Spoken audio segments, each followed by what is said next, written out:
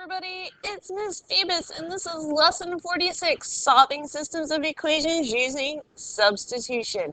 So in the last lesson, we looked at graphing and we looked at drawing two lines and seeing where they intersected. And what we're going to be doing today is we're going to be doing the same thing, we just don't have to graph the lines. So even though we're doing a lot of the algebra behind it, we are still looking at a point of intersection where those two equations, their lines, where their graphs cross, where they intersect. If they intersect at all, right, we might have some parallel lines. So we never know what's going to happen. So remember the special solutions where we have two lines that never intersect and say no solution. Or if we have the same line, we have infinitely many solutions. So that could pop up. So I'm going to show you what to look for. Okay, so substitution is the second method. We've done graphing, substitution, and then the next lesson is going to be elimination. Now what that means is at the end of the week, this week, there's going to be a quiz. There are going to be 4 questions on that quiz. You will have a graphing question. So you will have to have graph paper, and you will need to graph 2 lines. You need to tell me where they cross. And when I say I want to see graphing, I want to see graphing. You will have a substitution question. You will have an elimination question. And then your 4th question is going to be a word problem where you can choose whatever type of method that you want to solve. But you do have to write the equations. So the goal is to write the equations, use your whatever method you like the best or whatever you think will work the best, and then give me some answers, of course, giving me units in the context of the question. Okay, so this is the second method, and we're going to go ahead and work on substitution. And you might have seen that a little bit. We did it a little bit when we were working with writing those equations of the rectangle where we were doing the area and the length times the width, and I told you we were doing a little bit of substitution there. So if you were okay with that, then you're going to be okay with this because it's going to be a little bit simpler.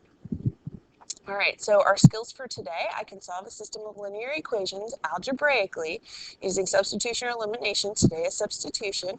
And then you need to be able to write the system of equations to represent a given situation, solving the system. So again, word problems.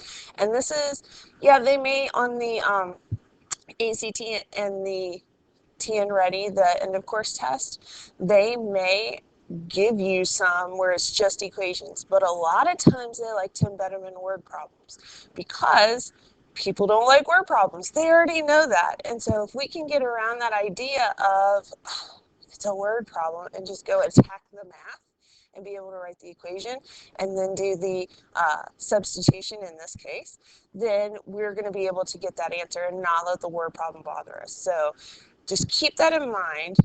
You need to get over, well, not really get over, but get through this idea that we don't like word problems. Okay, because guess what? In the real world, everything is a word problem. You've got too much information. You've got people giving you information via words, right? And it's not just the simple algebra that goes along with it. I mean, you have to be able to write the equations and be able to use the algebra in conjunction with that real world problem. So we are going to make sure that we can interpret that solution and make it make sense based on what is going on in the problem. All right, so write and solve a system of linear equations in context, and then solve systems both algebraically, which that's what we're doing today. We're doing algebraically. Graphically was last time. And we are only doing 2 equations and 2 variables. That's all we have to do. Now in Algebra 2, you get 3 equations and 3 variables. And there is another method, a 4th method that you use to solve these in Algebra 2. All right, we are going to create equations in 2 or more variables. We're not necessarily going to graph them though, so we're only going to do part of the standard. All right, if you're following along in the notes, we're on page 211. All right, and we're going to write the definition of substitution. So the definition of substitution is to replace something with a different thing that is equal. And so I usually, when you're in the classroom, share this story. I have not been a teacher my whole entire life. I've worked other places and mostly in the restaurant business. So when I was younger, I was a waitress at Cracker Barrel. And amongst other things, you know, I mean, you learn a lot of stuff on your feet at at a restaurant when you're working. And so, you know, I've done things that I'm not proud of, like spilling a whole entire pitcher of tea on somebody, and you know, and then having to apologize. That was probably one of my most embarrassing moments. But you also have to be really familiar with the menu. So let's say for just a moment you're sitting at a table at Cracker Barrel, why not? And Miss Phoebus walks up to take your order, and she's like, "Hey, what can I get you today?" And you're like, "You know what? I want the meatloaf dinner, but I had mashed potatoes last night. Can I trade out the mashed potatoes? Can I substitute them for a hash brown casserole?" Well, waitress Miss Phoebus would not curl up in a ball on the floor and cry because you want hash brown casserole instead of mashed potatoes. Right? It says mashed potatoes on the menu, but she can trade them out because they are something of equal value. They're also both potatoes, right? But it doesn't necessarily have to be that. But they have equal value. So it's a no problem, no big deal thing, right? So what we're doing is we're taking something that's equal to something else and we're just swapping things out. That's all we're doing, swapping things out. All right, so we're going to solve one equation for one variable. Choose an easy one. Choose an easy one. Don't create fractions unless you have to. Okay? Now, if you're creating fractions and there's lots and lots of fractions everywhere, that might mean that substitution is not the best method. There might be a better method. So we want to choose an easy one for substitution, an easy variable to solve for. We're going to substitute, so that means we're going to trade out pieces from the equation that we solve for a variable in number one. We're going to trade those out and put them into the second equation. So you cannot put the first equation back into the first equation. That won't work. You have to use both equations. You're going to solve for whatever variable value that you had, because the goal is to take these two variables and turn it into one. Use the new value that you just got by solving that variable that in step 3. So we got a variable. You're going to use that to find the other variable value. So you're going to be doing another round of substitution, but this is one that you might be a little bit more familiar with, where we're just plugging in a number. And then you're going to write your answer as an ordered pair. Now, I highly, highly want you to do that, because that helps me track down what you are saying your answer is. Okay? But we have a small issue because the letters aren't necessarily going to be X and Y. So what I want you to do is, if they give you like A's and B's or T's and U's or something like that, you're going to write this order pair in alphabetical order. Okay, so it might be M, comma, N or P, comma, Q, right? Alphabetical order, A, comma, B. If they go a little crazy and they're like K's and Z's, you know, K comes before Z. They don't necessarily have to be right next to each other. But these order pairs, if they give you letters that are not X and Y, and when we put in an order pair X and Y, we put them in alphabetical order anyway. So I want you to put them in alphabetical order. Now, when we get to the word problems, you do not need to write your answer as an order pair. You can. But I do want you to focus on the units. So it might be you're buying 5 donuts and 13 bagels. I want to see those units. Okay. I'm going to solve the system of equations by substitution. So the very first thing is you need to get one of the variables by itself. Now, do you see I already have one of my variables by itself right here, this y. Okay. So if I already have one solved, I don't have to do any more work. So don't try to solve the other one for something else. That's too much work that you're trying to do. Okay, I need one variable by itself. I have it. I want you to circle this 2x minus 1, because that's what is important. Y is by itself, yes, but I want to know what y equals. Y equals 2x minus 1.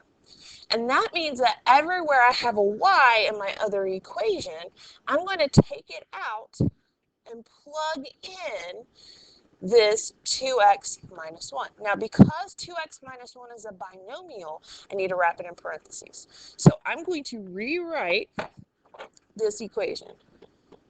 I'm going to write x plus, and then 2, because it's this 2, and then I'm going to put in parentheses 2x minus 1. That takes the place of y. This is where y was, but y is no longer there. I swapped it out. I did substitution. Now, a lot of people just kind of stop here, but notice that the rest of the equation, it still goes on. So let's make sure we get equals 8. So this, let me get rid of the y part. This is now what I have after substitution. And you may have done this in middle school. If not, that's okay. But we're just trading things out. So I know what y equals. I'm taking out a y from that first equation. I'm plugging in a 2x minus 1. Okay? So, here is mashed potatoes. And I'm saying, oh, we don't want mashed potatoes. Let's put in some hash brown casserole. Take out the mashed potatoes, put in the hash brown casserole. Okay? Now we're going to solve for x. So we're going to distribute. And because I now have x's only in the equation, I can solve for x. So x plus 4x minus 2 equals 8. X plus 4x is 5x. Minus 2 equals 8. So 5x equals 10. And then that means x equals 2. So I found one of my variables. Yay! But that's only half of it, right? I have an x variable and I have a y variable. So what I need to do is I need to do like another round of substitution. I've got this x value. I'm going to plug it in right there and do that little bit of math and figure out what my y is. So y equals 2 times 2 minus 1. 2 times 2 is 4. 4 minus 1 is 3. So y equals 3, x equals 2. A lot of you are going to want to just leave it like that, but please, please, please do me that extra favor of saying the solution to the system, because remember, these are 2 lines. 2 lines cross at a point. What point? 2, 3. So that's substitution. And that's what we're working on today. Okay, so all the rest of these are more examples of substitution. So let's look at number 2. Do I have one of the variables by itself? I do. So I'm going to circle it, and I recommend you circling what that one variable that's by itself, what it equals. So y equals 3x. I circled 3x. 3x is the piece that now gets my attention. Where does that 3x go? It has to go into the second equation. So I haven't used x plus y equals negative 32 yet. And so it's going to go in place of y. All right, we're going to plug it in. X plus 3x equals negative 32. And now we're back to lesson 1 for this class. We're on lesson 46. Lesson 1 was solving for x. Can you solve for x? I sure hope so. All right, x plus 3x is 4x equals negative 32. Divide by 4, x equals negative 8. Are we done? What do you think? We're not done. Are you talking to me? Talk to me. All right, so we're not done. We are going to now substitute. And there's usually like an easy place to put it. I usually put it back up in here where I originally was working with my substitution, because I already know that y is by itself and it's easy to just do 3 times negative 8. If you want to plug it into the second one, you are perfectly welcome to, because it doesn't matter which equation you plug it into, you're going to get a true statement if, in fact, negative 8 is the correct answer. So y equals 3 times negative 8. Now you see this? This is my work. If I'm not showing work, when Ms. Phoebus goes to grade this and it's wrong, she can't help me. So I need to see all your work, everything, especially since right now, today, you're not in person. okay? I need to be able to see what choices you're making. And how do I see that? By looking at your work. Okay, so I want to see work. If there's no work, you're losing points. Oh, look, there's an ordered pair, -8, -24. Now let's talk about checking, because checking is very, very important, being able to check.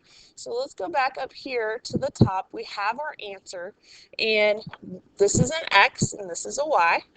So I should be able to plug both numbers back in to the appropriate spots and get true statements, but it has to be checked in both. So this is 3 times -8, which we already know is true, right? -24 equals 3 times -8. Let's check the second one. So we've got -8 plus -24. Is that -32? If both of them check out, then you're good. Okay, so I'm not going to require the check, but if you get some numbers that are a little funky, I mean, fractions can pop up, remember? So you can check it, and you can make sure that, yes, those are the right answers. So not going to require the check. If you don't feel 100% solid on it, that's all we're doing, is we're plugging the X and the Y back into both equations. Does the left-hand side equal the right-hand side? That's it. Okay, so let's look at number 3. Do we have a variable by itself? We do not have a variable by itself. Okay, so we need to pick one. So you have actually in this one 2 easy ones. You could solve this equation for A, because all you would have to do is add 3b to both sides. Or you could solve this equation for A, because all you would have to do is subtract 7b from both sides. Now, sometimes people get excited and they're like, I want to solve for this one. If you're going to solve for that one, or even this one, the b's, you're going to create fractions. And I know about your love of fractions, but it makes it a little bit more difficult. So that's why I recommend in that first step choosing an easy variable to solve for. So it doesn't matter which one that you solve for, but we have to pick one. So I'm going to pick the top one. Why would I pick the top one? Because if I add 3b, I don't have any negatives to worry about. Okay, so I'm working with A equals 3b plus 2. And that's going to get circled, right? Because that's the piece that I want to focus on. That's the piece that's going in as the hash brown casserole. It's going to be substituted in. But the question is, where does it go? And I see it's what A equals. So it needs to go in for A, so that I don't have mixed variables anymore. Now my equation is just going to be all b's. Now, because this is a binomial, usually we wrap it in parentheses, but because there's a 1 in front and distributing a 1 isn't going to make a difference, I don't necessarily have to wrap that one in parentheses. So you really only need to wrap in parentheses when there's a coefficient in front of that variable you're substituting it for. Let's combine some like terms. 3b plus 7b is 10b. We're going to subtract 2. So 10b equals 10. So that means that b is 1. Okay? And then, now I know b is 1. So what am I going to do? Am I done? I'm not done. I'm going to take this 1 and I'm going to plug it back in here. Now, some people argue that you shouldn't use this because you altered this. So that is an argument that, you know, if you find that you are making mistakes and you want to catch those mistakes, you might want to go back to one of the originals. As long as you're okay with solving for a variable, and you usually are doing that all right, I'm okay with you using this one. So A would equal 3 times 1 plus 2. 3 times 1 is 3. 3 plus 2 is 5. Now I have to write my answer as an ordered pair. That's what Ms. Phoebus wants. So, especially on a quiz, right? Quiz on Friday. So A comes before B, so we're going to do 5, 1. Now if you did 1, 5, that order pair would be wrong, and you would lose a point. So make sure it's in alphabetical order. Okay, so here we go, example 4. Do we have a variable by itself? We do, so let's circle it. Do you know where we're plugging it in? It's what V equals, so we're plugging it in for V. We do have a coefficient in front of that V, so we do need to wrap the negative 2W plus 4 in parentheses. So let's do that. 3.5 times negative 2W plus 4 plus 7W equals 14. Now you have to make sure when you plug this in, because we're writing more from this, sometimes people forget this piece. So watch out for that. It's something that happens. All right, so we're going to distribute. Then we're going to combine like terms. It's going to be great. You ready? 3.5 times negative 2 is negative 7W. 3.5 times 4 is 14. Plus 7W equals 14. All right, let's combine some like terms. So I've got negative 7W plus 7W. What do you guys think? Negative 7W plus 7W is 0W. Now, a lot of people will argue I can write 0W and then I can solve for W. But 0 times anything is 0. There is no W at all whatsoever. These guys cancel each other out. And so I'm left with 14 equals 14. So we have to think back to lesson 1 where we talked about special answers that go along with our equations. And so if I have a true, which I do here, right, 14 equals 14, I say infinitely many solutions. So that's going to be my answer. I'm going to write it again in a second. But if it's false, and you may want to write this in your notes, I'm going to say no solution.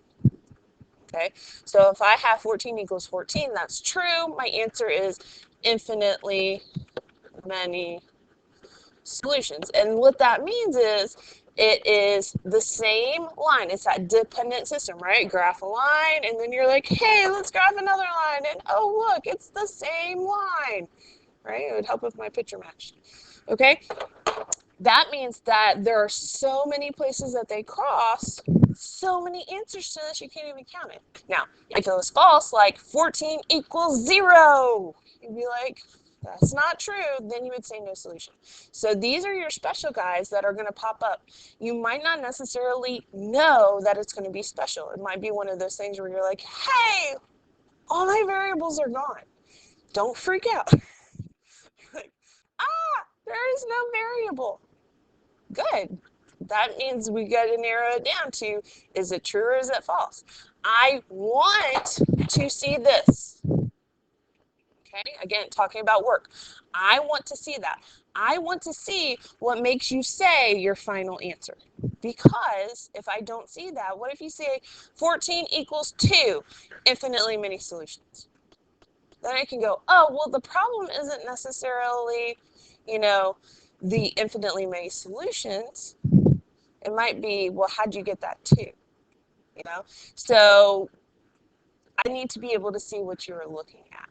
Okay, so make sure you show me stuff. Now, example 5. I don't know why, but for some reason, everybody freaks out on these. I'm like, this is not that bad because I have 2 variables. The equations are solved for both of them. And that's okay. So I'm going to pick one of them, doesn't matter which one, and I'm going to plug it into the other right there. So I don't have to worry about parentheses on these. These are actually pretty nice. But for some reason, people are like, I don't know what to do. And I'm like, you're substituting. Take one, shove it in the other. All right, once you do that, oh, we're back to lesson 1. We can do this. We're going to solve for it, and I'm going to subtract, and I'm going to move this 2 at the same time, right? You can do that. And I should see 3 equals n. I've got one of the variables. How do I get the other variable? Do you remember? We're going to take this, and we're going to pick somewhere. Now, this one's a little bit easier. Not necessarily saying you can't use this one. But this one, all I have to do is add 3 plus 5. 3 plus 5 equals 8. Let me throw an m equals in front of that. And there I go. Now, we're going to write ours as an ordered pair. You can't write infinitely many solutions or no solution as an ordered pair. Can't do that. So you have to write out the words. But here, we need to make sure they're in alphabetical order. So M's come first and then N's. So this is 8, 3. How you doing? You doing okay? All right. So if this is review for you, great. If it's not review, I'm hoping that you're understanding what's going on. If you're not, understanding, you need to be emailing me. Please, please, please, please, please let me know that I need to help you more. If you just sit there and you're struggling all by yourself and you don't say anything, it makes me feel bad after the fact. Because it's like, why didn't you email me? I could have helped you. I could have explained it, said something different. All right. 6 is not bad because we have a y. We already know what y equals. These are actually pretty cool. We already know what y equals, so if I plug this in here, then all I got to do is solve for x, and there's only one x. So that actually is not too bad, just as long as I'm good with my solving equation. So I've got 4x plus 6 equals 18. Subtract 6, so 4x equals 18 minus 6 is 12. Divide by 4. 12 divided by 4 is 3. Now you may be like, Miss Phoebus, you're not showing your work. Actually, I am, because I have each line, right? I'm not showing you right now this. And that's hopefully because we're getting better to where we don't have to write as much. And I do want to encourage you to move in that direction. But be careful, because if you are making mistakes, and some of you are, you're like, okay, I'm going to subtract 6 on this side, but then it turns into add 6 on the other side. So if you're getting things wrong because you're doing something on the left and something different on the right, you might still want to write the stuff that I have up there in red. But if you are getting better and better at this, you can drop off on how much you are writing. So watch out for that. Now we've got a 3. You could plug that 3 back in, but guess what, guys? We already know what y equals. Y equals -2. So we don't have to do any extra work unless you want to check, right? 3 comma -2 is our answer. If you want to go back and plug in a 3 here and a -2 there, let's do it. Let's do it. Let's check. So 4 times 3 minus 3 times -2, does it equal 18? Sometimes you'll see like a little question mark up there. 12, -3 times -2 is a +6. Is 12 plus 6 18? That it is. You've got it. We're right. Okay, so now we're getting into, there's some other stuff going on. I want you to pause the video, see what you can do. We've been through 6 examples of substitution. Pause the video, see how far you get by yourself. All right, so we have some options as far as things go. I probably would recommend solving for this j right here. I would not solve for the k here because that would create a fraction. I could solve for this j. If you notice that j, the -3j, the -3k, and the -15 can all be divided by 3 or -3 and not create fractions, so that would work. This k would also be something that you could solve for as well. But I think that I would maybe have to do a little bit less work if I solve for this j. So to get that j by itself, I would subtract 3k on both sides, and so that would create j equals -3k plus 1. So I am doing this. Okay? So then now my variable is by itself. If you did one from the second equation, you would have to do a round of division before you got the variable by itself. So there is sometimes an easier one to do. All right, I'm going to take that, I'm going to shove it right in there, but because it's a binomial, I need to wrap it in parentheses. So -3 times -3k plus 1 minus 3k equals -15. And then I'm going to distribute, so I get what? 9k minus 3 minus 3k equals -15. 9k minus 3k is 6k minus 3 equals -15. I'm going to add 3. So negative 15 plus 3 is a negative 12. And divide negative 12 by 6, and I get negative 2. So I know k is negative 2. I'm going to take this k value, and I'm going to put it in this k location. So I'm going to have j equals negative 3 times negative 2 plus 1. Negative 3 times negative 2 is 6. 6 plus 1 is 7. All right, let's get our order pair on there. Who goes first, k or j? We found k first. So do we write k first? We do not, because alphabetical order, j comes before k. So we should be writing 7, comma, negative 2. All right, so I want to see order pairs. And guess what, ladies and gentlemen? If I'm not seeing order pairs, I know it's because you didn't watch this video. So I'm going to be emailing those people that are not seeing the order pairs going, why didn't you watch my video? Because I said over and over and over again, you should be having order pairs as your answer. All right, so let's look at example 8. Which one are we going to solve for? I picked the one that's got the coefficient of 1 or negative 1. That's the one I go for. If I don't, I'm creating fractions. So I'm going to solve for this s. So I'm going to move the 5r. I'm going to subtract 5r. So I'm going to end up with negative s equals negative 5r plus 3. Divide everybody by negative 1. S equals 5r minus 3. That's the piece that I'm going to work with. I'm going to take this, and I can't go back, and this is what people do often. I'm going to draw an arrow, and this is going to be wrong. Ready? A lot of times people go, oh, I'm going to plug it back in here.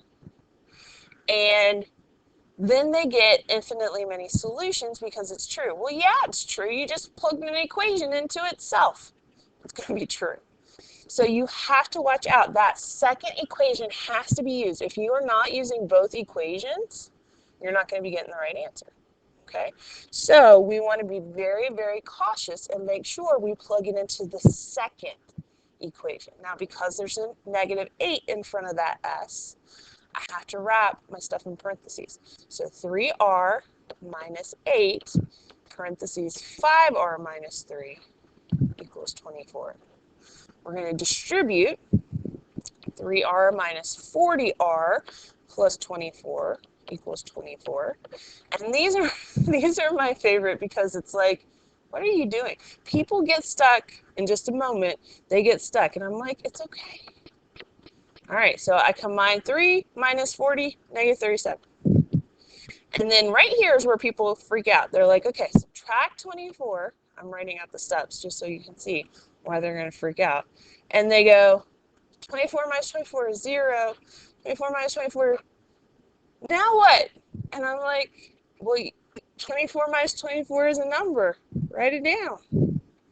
Okay, so don't flip out if you subtract and the number disappears. 0 is a perfectly fine number. Do not be afraid of 0. But I can take 0 and divide it by a number. If I divide by negative 37, 0 divided by any number with the exception of 0 is going to be 0. And that's okay. 0 can be an answer. All right, but I love plugging in 0, right? Let's plug this 0 in right there. So 5 times 0, which is 0, minus 3. 0 minus 3 is negative 3. So s equals negative 3. Let's get, okay, alphabetical order. Who comes first, R or S? R comes first. Some people in the past are like, I had to sing my alphabet to see which one comes first. So, what's your favorite letter in the alphabet? Why don't you email me? Email me your favorite letter in the alphabet. I'll tell you mine. You ready? My favorite letter in the alphabet? W. And that's because my son, when he was learning how to say it, he didn't call it W. He called it Debbie Do. My favorite. I also like writing it in cursive. All right, you ready? We're going to look at example 9. You want to try it? Why don't you try it? See what you can do. Figure out which one you're going to solve for and pause the video and work on number 9. All right, so number 9, I would solve for the second equation, I would solve for this A. That's what I would do, because it's just dividing everybody up by -1. And so it's a equals z minus 3. If you want to write -3 plus z, that also works. So we got a's and z's. Fun. We're going to plug this into this one. All right. So I think we're ready to go. -3 z minus 3 plus 3z equals 4. We're going to distribute. Something interesting is happening. Look at this. They're going to cancel each other out, right? -3 plus 3 is 0. I get 9 equals 4. How do you feel about that? Is that true or false? It is false. 9 does not equal 4. At least not on this planet it doesn't. So we're going to write no solution. Now, I've been training you in the quadratics to write no real solution. This is just no solution. There's no imaginary solution at all to this. Okay? All right, let's get into some word problems. Ooh, we've got a rectangular garden with a perimeter of 96 feet. The length is 3 feet greater than twice the width. We've already kind of done this. So let's just practice doing it a little bit more. We just don't have area. Area gets us those quadratics. Perimeter is linear. So a rectangular garden has a perimeter. So the perimeter is the distance all the way around, right? This plus this plus this plus this. Do you remember the formula?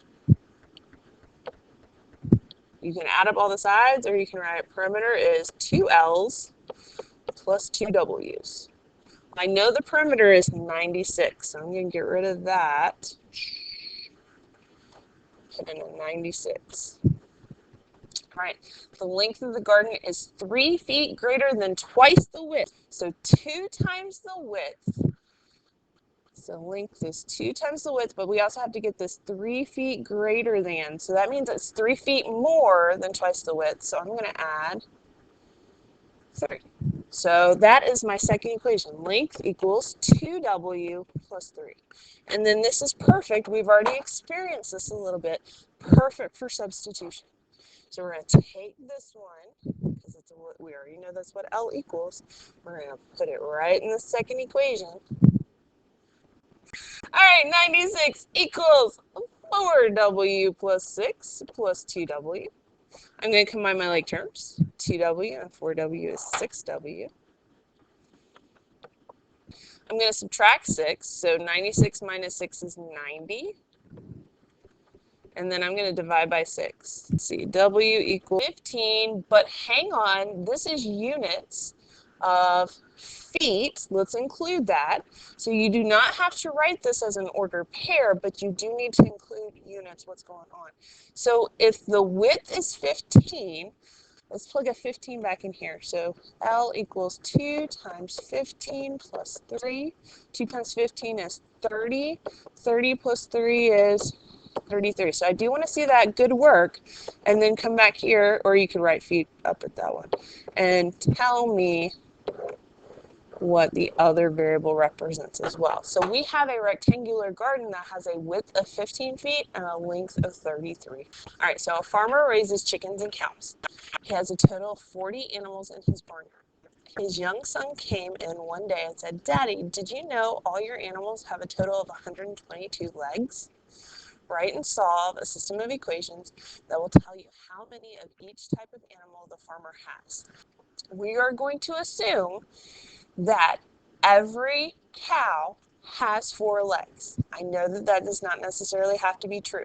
We are going to assume all our cows are healthy, all of our chickens have 2 legs, all of our chickens are healthy, everybody's got their legs, nobody is a mutant that has extra legs, nobody is missing any legs, okay? So just kind of keep that idea. So like if we're dealing with cars, you know, cars have 4 wheels. Motorcycles typically have 2 wheels. Yes, I know they have those weird trike motorcycles. But for the vast majority, we're going to go with what is the norm, okay? I know that there can be exceptions to that. However, we're not going to go into that because that creates more variables, more issues for us. We want to keep it simple, okay? So sometimes the problem will ask you to know something. especially if they're dealing with money. So they expect you to know the value of a quarter or the value of a nickel. So we have to pick a variable. Now in the last one, we always use L for length and W for width. In this one, you can't use C for chicken and C for cow. It's not going to work. We need two different variables. If you want to, you can use X and Y. But you can also use things like C for chicken and M for cow, right? The cow saying moo. So you could do something different like that. What I recommend you doing is, because we are going to have to use different letters than, L for length and W for width, something that makes sense, I recommend you doing something called defining your variables.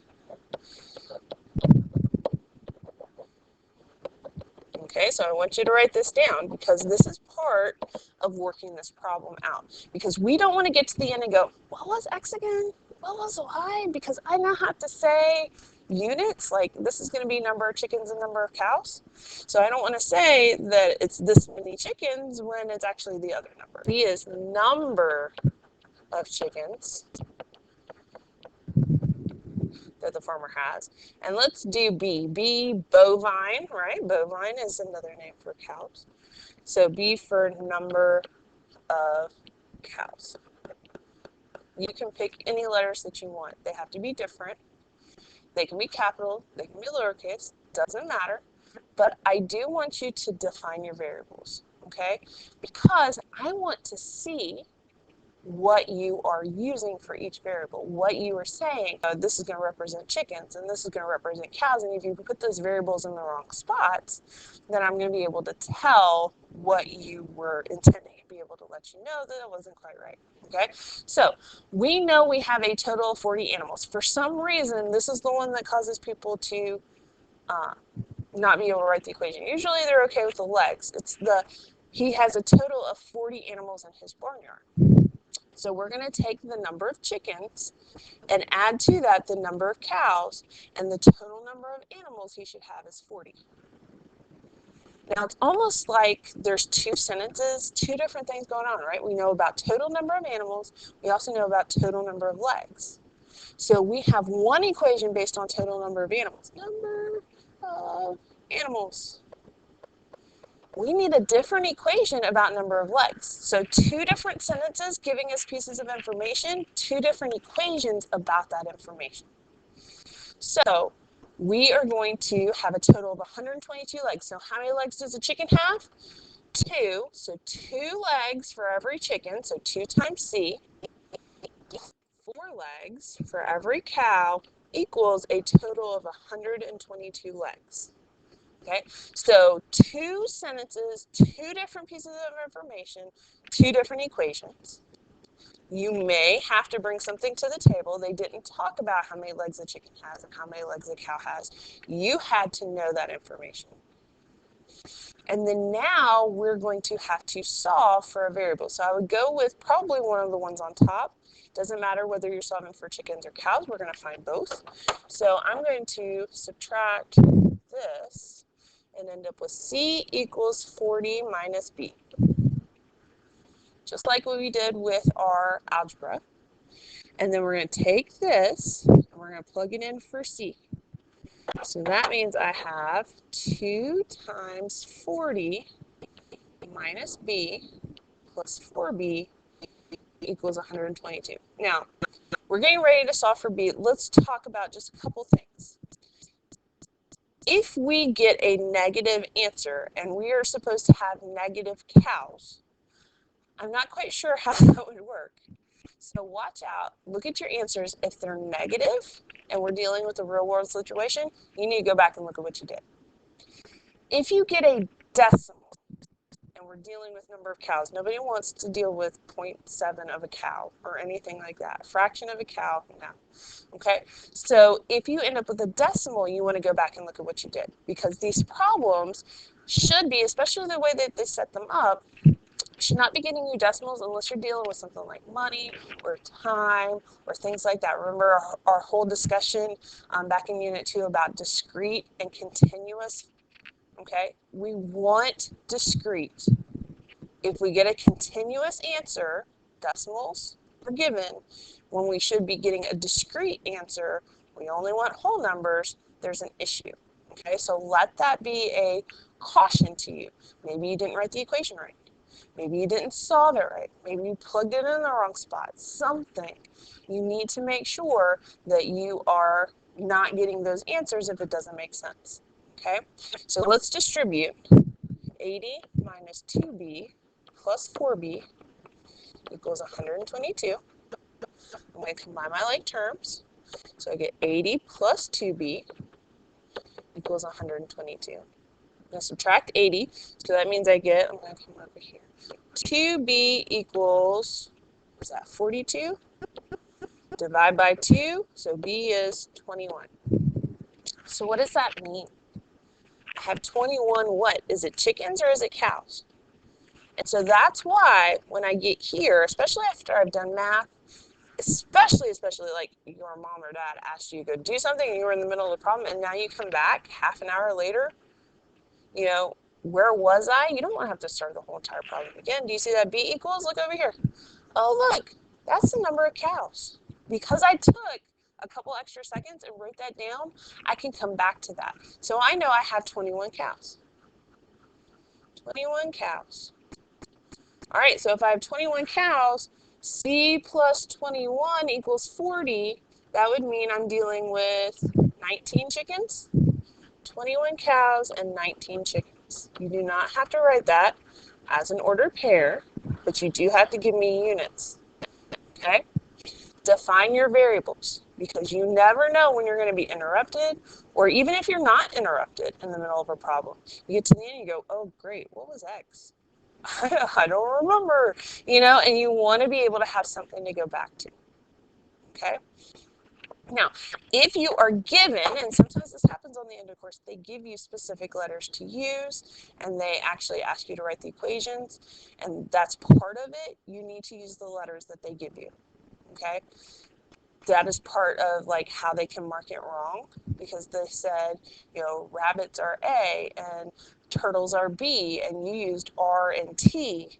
They would mark that wrong, which I totally disagree with. But it's because, you know, they have certain criteria that the graders are looking at, and if those variables aren't the same, they're going to be like, yeah, are you wrong? Whereas I'm okay with you using whatever letter as long as the math behind it is good. So if you are given specific variables in the problem, use them, because I want you to get those questions right. All right, here we go. For a school play, Rico bought 8 tickets, 8 adult tickets, and 7 student tickets for a total of $91. Sasha bought 6 adult tickets and 1 student ticket, I don't know why it says tickets, for a total of $47. Write and solve a system of equations that find the cost of each type of ticket. Now, I didn't go into it in the last problem, but the whole goal of this is to write the equation and do the algebra. I don't care if you can figure out how much each are just by playing around with the numbers. Stick it in your calculator. That's not what I care about. That's part of it, but it's a small part. So I'm checking for, can you write and can you solve?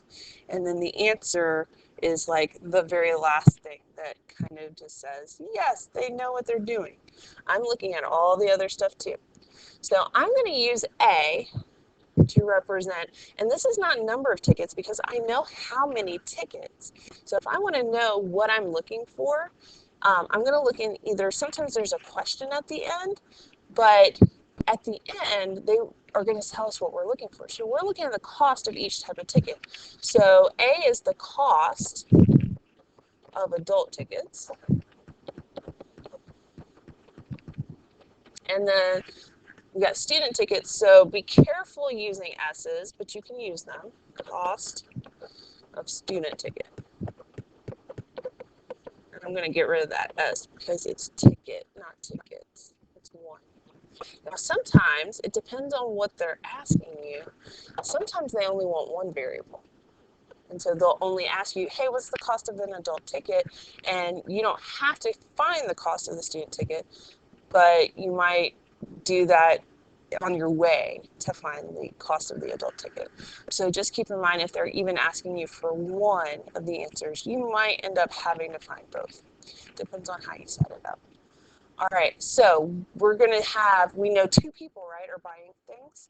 So we're going to have a Rico equation, and then we're going to have a Sasha equation. So let's look at an equation for Rico. He's buying 8 adult tickets. That's going to look like 8 times A, $8 for every adult ticket, plus $7 for every student ticket, so 7S equals, his total is $91. So that's Rico's equation. In a separate sentence, we have information about Sasha. So she's buying 6 adult tickets and 1 student ticket, and she's paying $47. Now that 1 student ticket, that's what I want to solve for. I want to get this S by itself. That's going to be the easiest one. So I'm going to subtract 6A. We have S equals negative 6A plus 47. If you want to do 47 minus 6A, that works too. All right, so now I'm going to do substitution. I'm going to substitute this in for S right there. Now, I don't want you to get upset because we are going to deal with some negative numbers, but it's the negative happening at the end.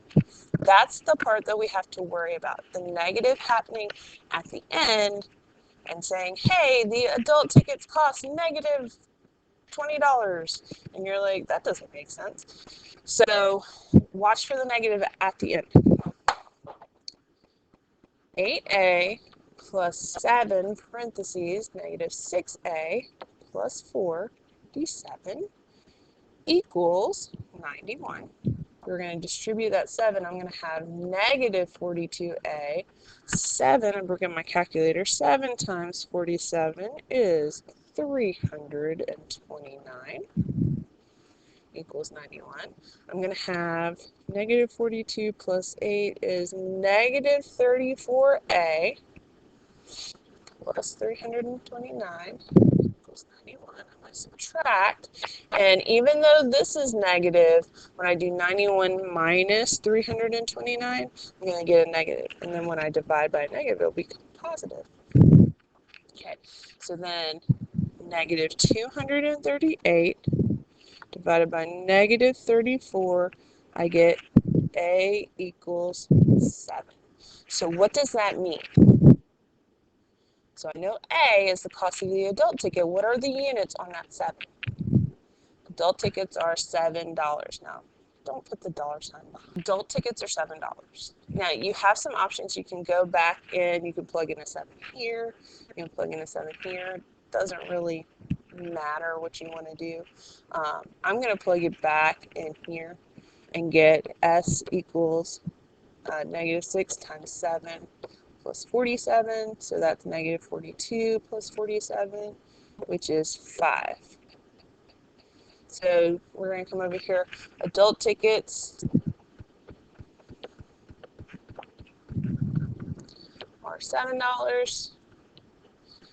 And student tickets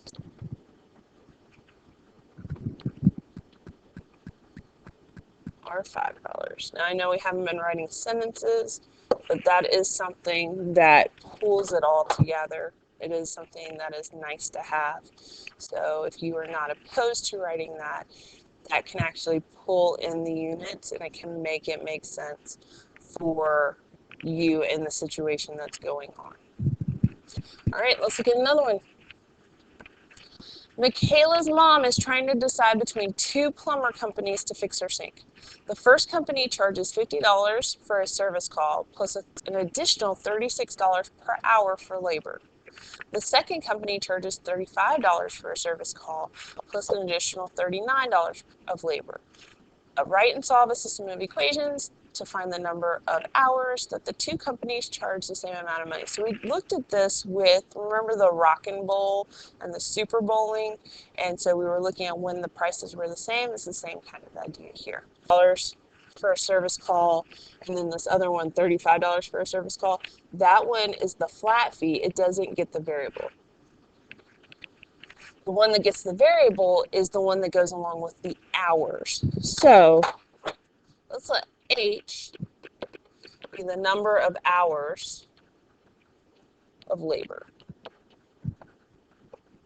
And then let's let C be the total cost or total charges, cost of job, okay? And you can, again, use X's and Y's, but then that'll help us set up, if we understand what our variables are, it'll help us set up our equation. So we know that the first company does something, the second company does something, each company gets their own equation. Okay, so let's say for the first company, the total cost of the job is going to be $50 plus our $36 per hour. And then for the second company, the total cost is going to be $35 plus $39 per hour. So what we're going to do is we're going to take one of these and plug it into the other. We want to know when company A, when their price is going to equal company B. Again, this is hours, so we could have decimals, and that's okay. We shouldn't get negative numbers, though. So I'm going to subtract 36H. I'm also going to subtract 35 at the same time. All right, so 50 minus 35 is 15. 39 minus 36 is 3. Divide by 3, so at 5 hours, they're going to be charging the same amount. Now, the question right now is just write in solve system equations, find the number of hours that the two companies charge the same amount. That is my answer, 5 hours. But let's say we need to figure out, well, what would the total cost of the job be? So if you wanted to, or the question kind of demanded it, you could figure out what the cost is by plugging that in. So it just depends on kind of what they're asking. So just read. You don't always have to give two answers. Sometimes if you do that, you give too much information. So at 5 hours, they're both going to be charging $230.